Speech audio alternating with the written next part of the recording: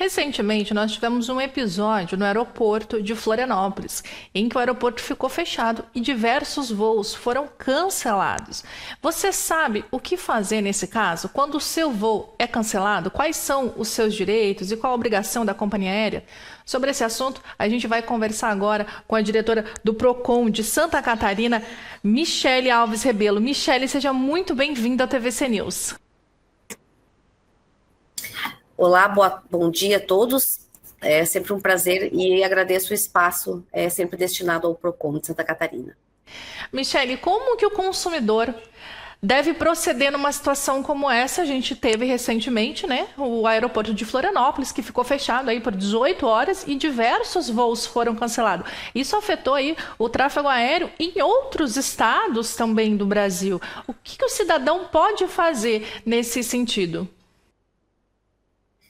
Então, realmente houve esse problema e que impactou não só a cidade de Florianópolis, o aeroporto, mas também o de Curitiba, o de Navegantes, tendo em vista hoje a situação que nós temos do aeroporto Salgado Filho, que não está operando, e por essa razão, desde então, houve uma incidência maior de pessoas aqui no aeroporto. E obviamente, que com o cancelamento de vários voos, impactou muito as pessoas. Então, qual é o direito do consumidor? A partir do momento em que ele ingressa no aeroporto com o voo marcado e esse voo é cancelado, todas as situações decorrentes até que ele seja remanejado para um próximo voo é de responsabilidade da companhia aérea, ou seja, a partir de 1 hora de atraso, ele tem direito a ligações e a internet. A partir de 2 horas de atraso, ele tem direito à alimentação. Ele tem direito a receber uma alimentação. E passando de 4 horas de atraso ou cancelamento, ele tem direito a ser encaminhado para um hotel para que ele faça a pernoite até que um próximo voo seja, então, destinado a esse consumidor. Importante ressaltar que não pode haver a cobrança de qualquer taxa ou incidência pecuniária. Mesmo no cancelamento, que é um direito dele, no sentido de ele desistir da viagem, ele tem direito ao reembolso integral desse valor pecuniário que ele efetuou o pagamento. Michele, você comentou aí na situação que o passageiro já está no aeroporto. Vamos dizer aqui que o passageiro não estava. O aeroporto fechou e aí o passageiro ia ter o voo dele no final da tarde, mas o aeroporto continuou fechado, mas ele não tinha chegado no aeroporto ainda. E aí, quais são os direitos dele? Então, neste caso, ele tem direito, daí faz o contato com a companhia aérea para fazer o remanejamento do voo para outro dia de interesse, né, para outro horário, sem qualquer custo, ou se ele optar pelo cancelamento, ele tem o direito de reembolso integral daí desse valor da passagem. E quando são aqueles casos, porque a gente tem, né, Michele, aqueles casos mais delicados, que o passageiro está viajando para uma entrevista de trabalho, para prestar o concurso, para um vestibular, um concurso para conseguir uma oferta de emprego, ou tem uma consulta médica, tratamento, alguma coisa. Como que se deve se proceder e quais os direitos do cidadão nesse momento? Aí vai depender de cada caso, né, concreto, porque se for algo realmente de interesse, como, por exemplo, um concurso ou coisa do tipo, por isso que é bom que o candidato também não deixe para a última hora, mas a companhia aérea ela é obrigada a fornecer outro tipo de transporte, né, para que ele chegue até o destino, mas é claro, se for uma distância muito longa e o compromisso ter sido logo em seguida, vai haver prejuízo, certamente, e daí o consumidor vai poder ingressar judicialmente conforme o caso específico, né? Mas é claro que essas situações elas não estão livres de acontecer, né? Tanto eventos em decorrência do clima, né? Como por exemplo em Florianópolis, e não só aqui na região do estado teve aquela névoa que também houve o cancelamento, então é um caso fortuito ou de força maior no sentido de questões da natureza.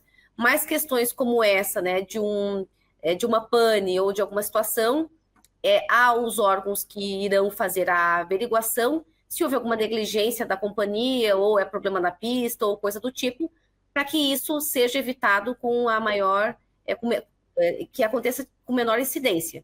Mas o que o Procon já constatou é que realmente as empresas, tanto a companhia, a concessionária do aeroporto, pode ter outras situações para minorar essa situação dos consumidores que ficam jogados no chão, dormindo pelo chão, sem informação, principalmente, que nós observamos e constatamos, e que isso o PROCON vai tomar as providências necessárias.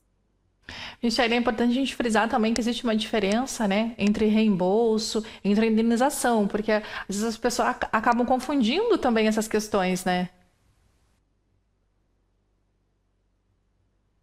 Sim, é importante.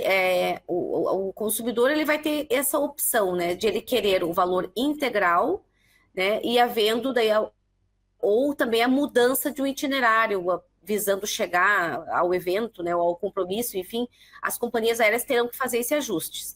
E claro que há diferença, né, porque assim, muitas vezes as pessoas adquirem a passagem já com aquele direito, sem a cobrança de taxas, de um eventual cancelamento ou coisa do tipo. Agora, quando envolve algo que é decorrente da própria companhia ou da situação do aeroporto, como ocorreu, ele não pode ter nenhum tipo de prejuízo.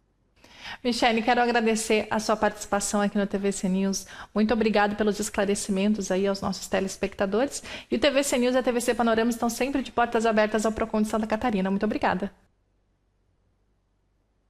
Eu que agradeço e tenha um bom dia. E ontem, uma situação chamou a atenção ali para a região de Ingleses, em Florianópolis, porque aconteceu um incêndio criminoso em um ônibus do transporte público.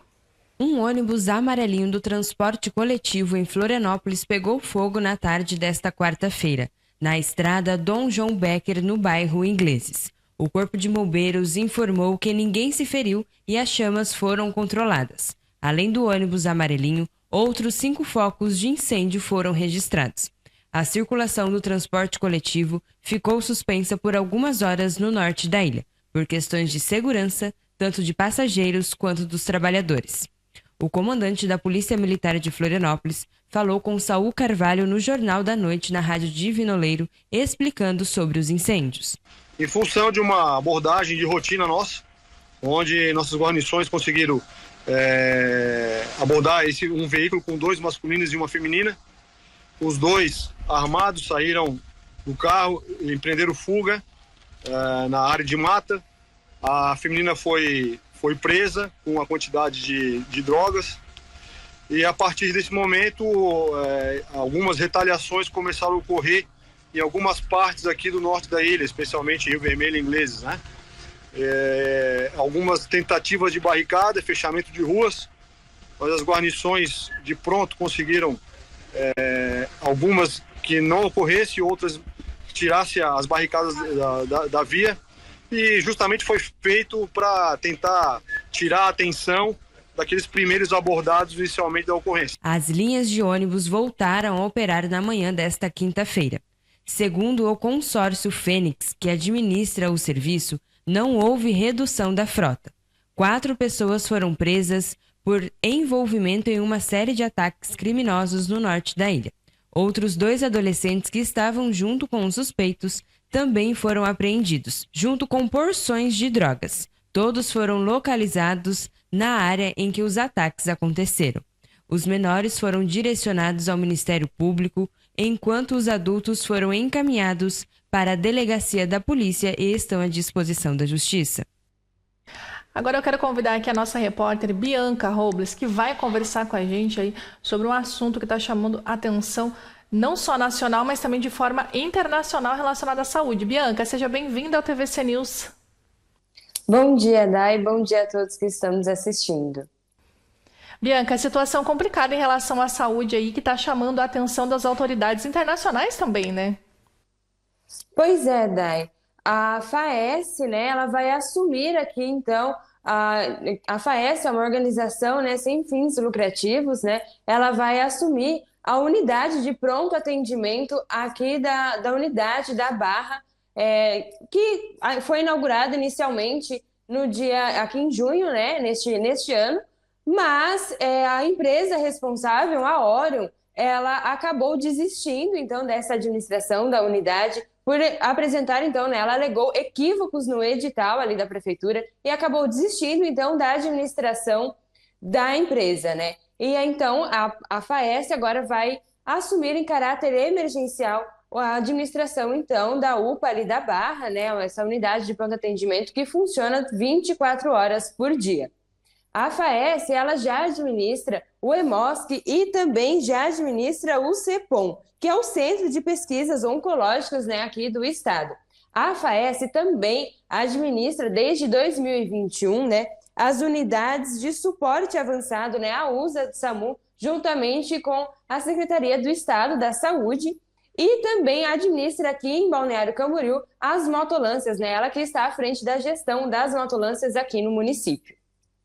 Bianca, quando eu chamei você aqui para a gente conversar, eu acabei chamando errado, né? Eu estava falando aí sobre outro assunto, mas o correto é isso mesmo, que a gente ia conversar sobre isso, sobre em relação à saúde aqui no município de Balneário Camboriú, que infelizmente a gente já vem retratando aí, falando durante toda a semana, situações que têm acontecido, situações negativas, infelizmente, né, Bianca, que têm acontecido aí envolvendo a saúde aqui no município de Balneário Camboriú, e mais essa questão aí, né, ainda, que também gera preocupação na população em como que vai ficar daqui para frente essa empresa aí que vai assumir o comando da UPA.